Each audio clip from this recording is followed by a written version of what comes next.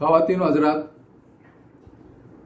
Read and lead foundation के सदर मिर्ज़ा अब्दुल क़य्यूम नदवी साहब ने मलिक अंबर के 396वें योम वफ़ात के मौके पर मुझे जिस ख़ास मौजू पर अपने ख़यालात का इज़हार करने का मौका दिया है, वो मौजू है मलिक अंबर का अपने आबाद करदा शहर खड़की यानी फ़तेहनगर में आब रसानी का क्या इंतज़ाम था। 1600 ईस्वी में अहमदनगर की निज़ाम शाही रियासत पर मुसलसल यरगाल के बाद मुग़लों ने उसे अपनी सल्तनत का एक अटूट हिस्सा बना लिया था। गो के निज़ाम शाही सल्तनत की ताकत और अजमत पारा पारा हो चुकी थी, लेकिन वो मुकम्मल तौर पर ख़त्म नहीं हुई थी।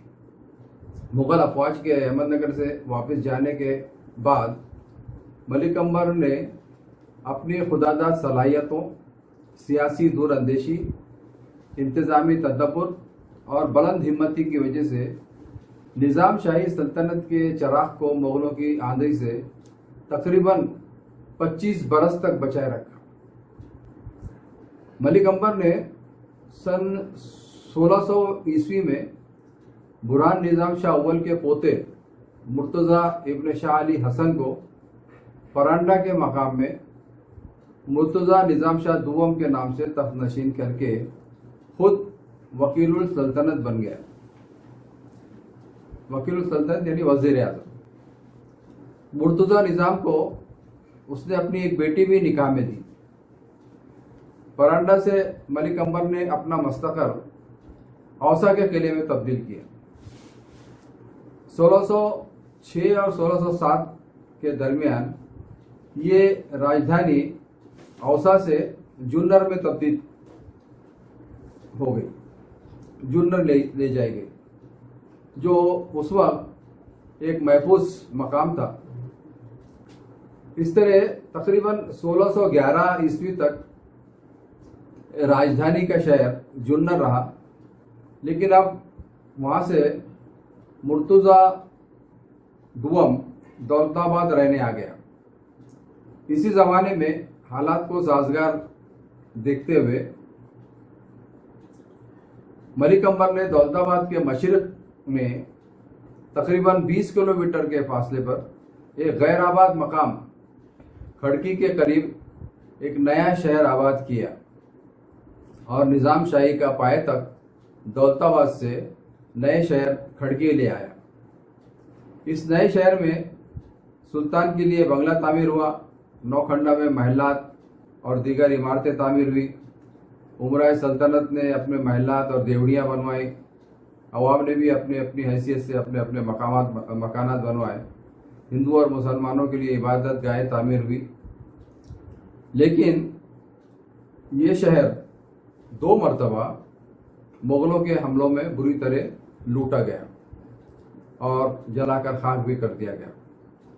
लेकिन मलिक अंबर की हिम्मत की दाद देना चाहिए कि उसने इस शहर को असर नौ तामीर किया और आबाद भी किया।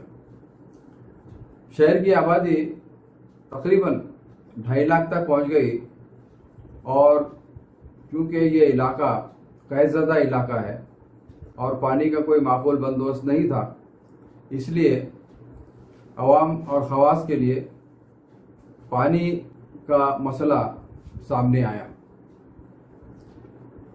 शहर खड़की, जो आज औरंगाबाद के नाम से मशहूर है, ये डेक्कन ट्रैप का हिस्सा है और शहर प्याला नुमा वादी में है, जो चारों तरफ से पहाड़ी सिलसिलों से घिरी हुई सख्त चट्टानी ज़मीन है।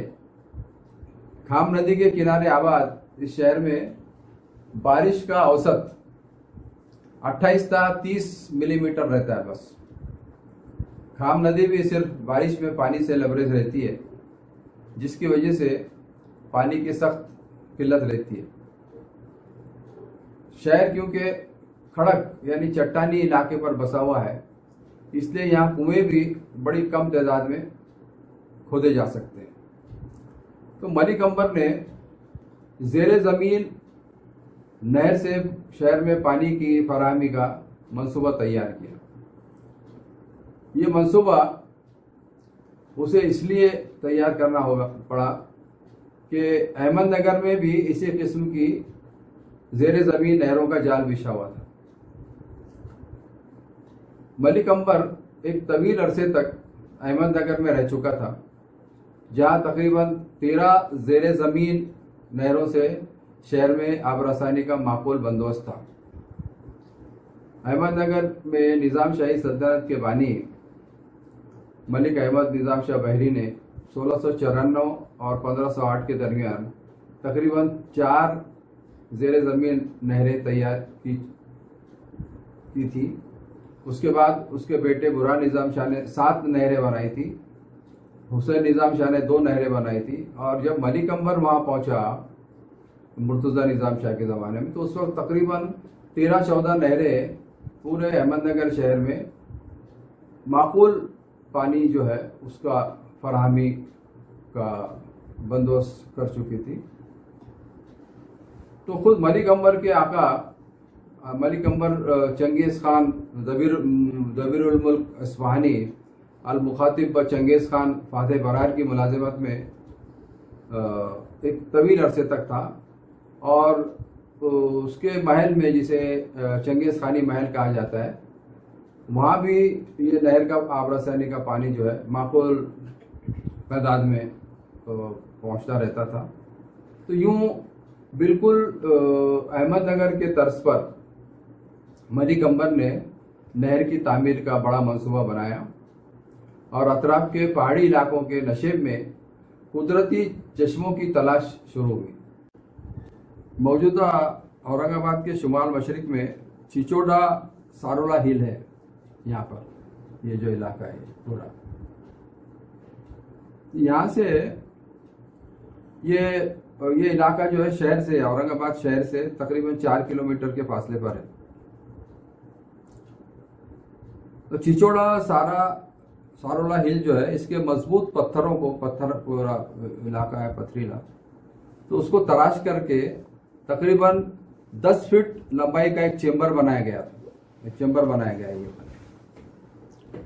जहां से पानी निकलकर वहां बनाए गए दूसरे चेंबर में दाखिल होता है और पहले मैन होल जो है, पहला मैन होल, उसकी तरफ ये बढ़ता है, ये पानी बढ़ता है। और इस मकाम से ज़ेरे ज़मीन नहर की तामीर का काम यहाँ से उसने मलिक अंबर ने शुरू किया। तो ये नहर जो है, ये पूरी जो है, ये खाम रिवर है। ये नीले रंग में जो नजर आ रही है, ये खाम नदी है।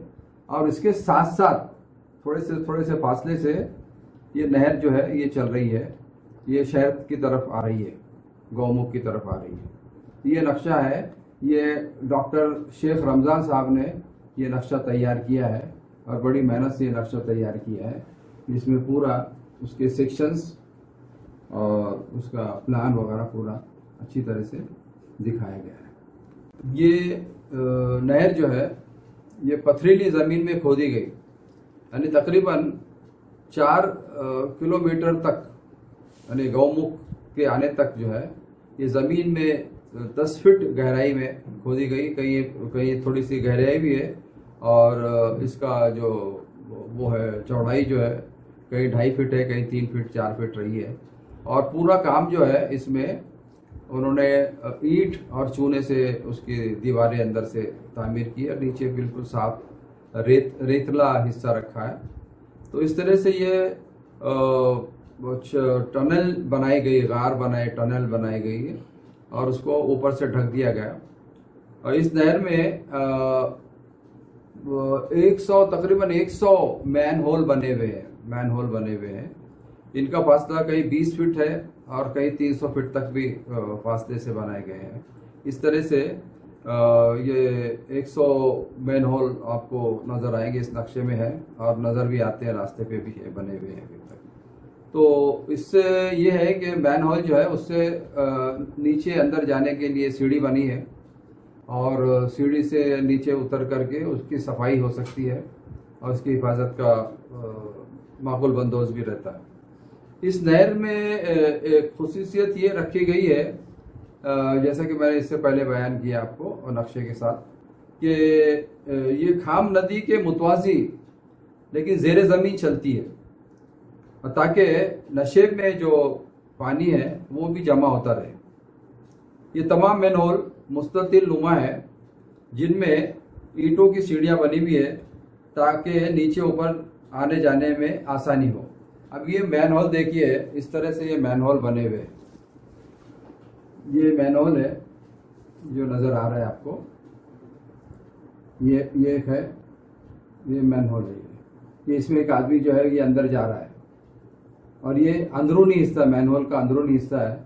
ये पानी बह रहा है अंदर से ये पूरा, और ये सफाई का ये आदमी खड़ा है यहाँ पर देखिए।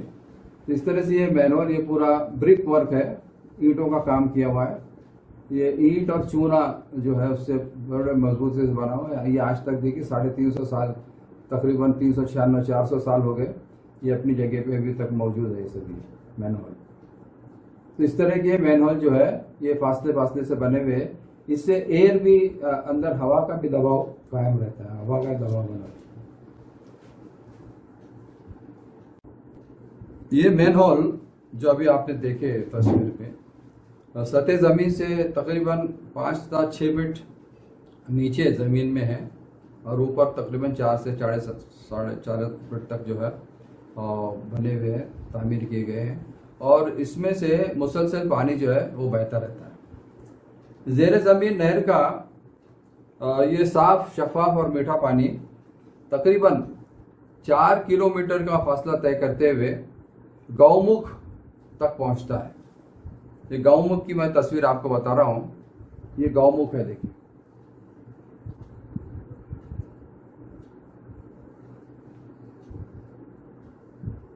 ये गौमुख है।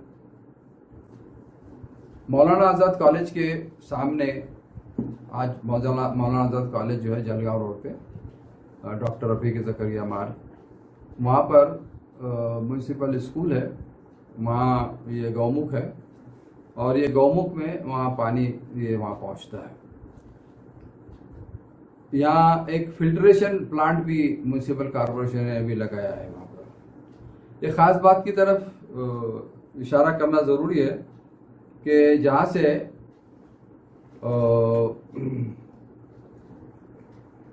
नहर अंबरी का आगाज़ है, वो मकाम सतह समंदर से 2031.4 फीट बुलंद है और गौमुख सतह समंदर से 1954.3 फीट बुलंद, यानी पानी की सतह 77 फीट है।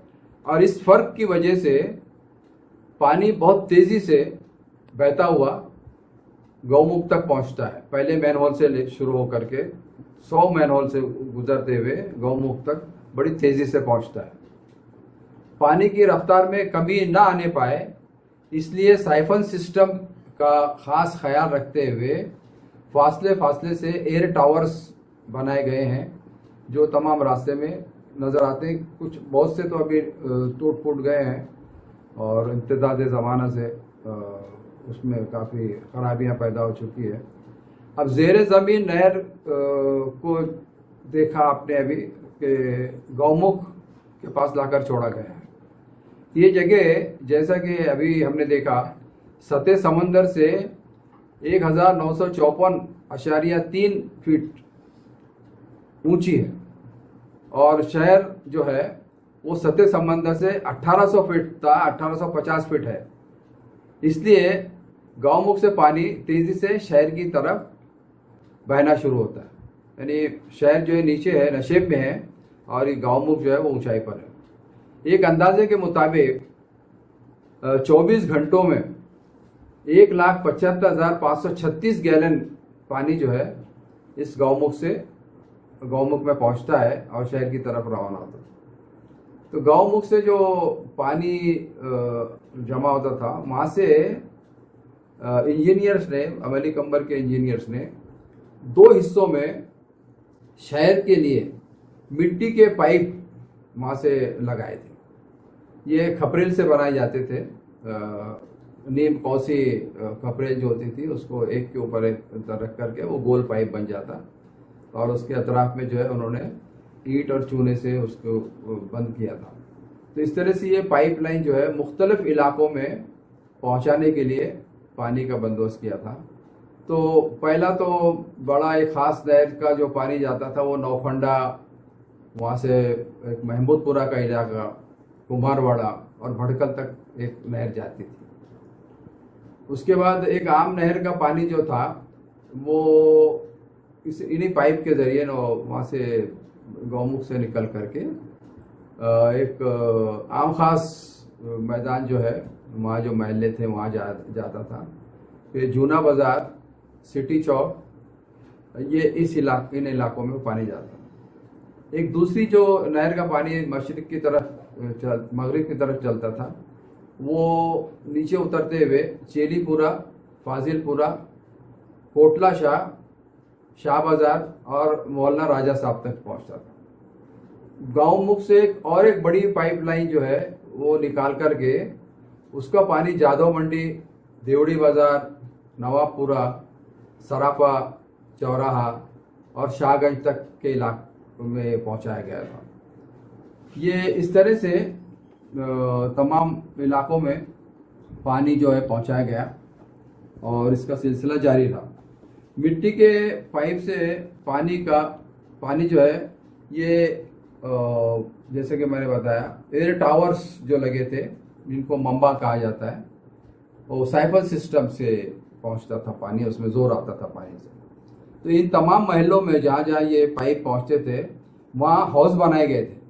हर महल्ले में हाउस थे और एक हाउस नहीं हुआ करता था, कई हाउस हुआ करते थे। तो इनमें ये नल का पानी जो है वो हाउस में जाके गिरता था और एक अंदाजे के मुताबिक और पुरानी जो दस्तावेजात है, जो मालूमात हमें मिली है, हम तक पहुंचती है, डॉक्टर रमजान साहब तक पहुंची है, उसके मुताले से मालूम हुआ कि हर महल्ले में तकरीबन 15 से 40 तक हाउस थे जहाँ से लोग पानी हंडों में, मटकों में और छागल में भर भर कर अपने घरों में ले जाते थे। और अक्सर और बेशतर हाउस के अतराफ जो था इलाका, वहाँ औरतें कपड़े धोती थी, बर्तन मांजती थी और ख़ास बात ये थी कि ये पानी 24 घंटे बहता रहता था और मुहैया रहता था वहाँ में। गौमुख से इस तरह पानी की तकसीम होती थी। और ये तो हो गया महलों में हाउस के ज़रिए पानी का। अब अमीरों के घरों में, नवाबों के घरों में और जो राजे महाराजे थे उनकी मुलाजिमत में मलिक अंबर के, तो उनके महलों में, मस्जिदों में, मंदिरों में ये पानी जो है पाइप के जरिए वहाँ तक पहुँचता था। जैसे आज नल का सिस्टम, इस तरह ये पाइप वहाँ पहुँचता था और उसको जो पाइप होता था उसको एक डाट लगाई जाती थी लकड़ी की, तब पानी बंद करने के लिए, जब ज़रूरत ना हो तो पानी फाजिल पानी ज़ाय ना हो पानी, इसलिए लकड़ी का डाट लगाया जाता था या कपड़े का डाट जाता था। तो इस तरह से ये पानी का शहर भर में माकूल बंदोबस्त था। इसीलिए मलिक अंबर की ये नहर खैर जारिया के नाम से मशहूर है, खैर जारिया। इस नहर की तामीर में तकरीबन 4 साल का अरसा लगा और आपको ये सुनकर ताज्जुब होगा कि उस ज़माने में इस नहर की तामीर में कुल 2.5 लाख रुपए खर्च हुए थे, जो आज पता नहीं कितने करोड़ रुपयों में उसको तब्दील किया जा सकता है। अच्छा, ये है कि एयर शाफ्ट जो बनाए गए थे वो कहीं 20 फीट ऊंचे है, कहीं 25 फीट ऊंचे है और शहर में कहीं कहीं नज़र आते हैं ये एयर शाफ्ट। ये साइफन सिस्टम के लिए बनाया गया ताकि पानी एक मरतबा ऊपर चढ़ता है, आते हुए नीचे से नशेब की तरफ आते हुए ऊपर चढ़ता है, वहाँ से फिर नीचे उतरता है। हवा ऊपर, हवा एयर शाफ्ट है वो उसको पानी को नीचे उतारता है। तो ये ऐसे जो एयर शाफ्ट जो है जिनको मम्बा कहा जाता है यहाँ पर, तो ये आपको आज फिलहाल जो है आपको एक लेबर कॉलोनी में एक काफ़ी नज़र आएगा। लेबर कॉलोनी में भी एक है, बारूदगर नाले पर एक है और शाहनूर मियाँ की दरगाह के पास भी एक अभी मौजूद है। दूसरे जो है 2 छोटे जो है वो रोशन आरा बाग का हरसुल के पास वहाँ पर है, उसके नाले के पास बने थे। तो ये और कुछ थे और शहर में थे, देवड़ी बाजार में थे, वो अभी तोड़ दिए गए। वहाँ नई इमारतें तामीर हुई तो वो तोड़ दिए गए।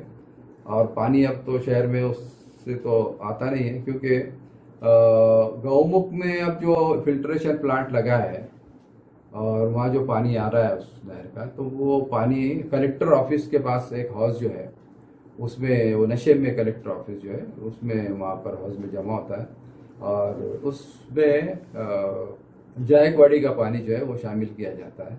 और वो वहाँ से कदीम महलों में अब जायकवाड़ी का पानी की जो है आबरासानी का नज्म किया गया है। तो ये इस तरह से ये नहर जो है पानी का माकूल बंदोबस्त शहरियों के लिए आज से तकरीबन 400 साल पहले मलिक अंबर ने किया था। और 1930 और 31 यानी तकरीबन 1.5 साल तक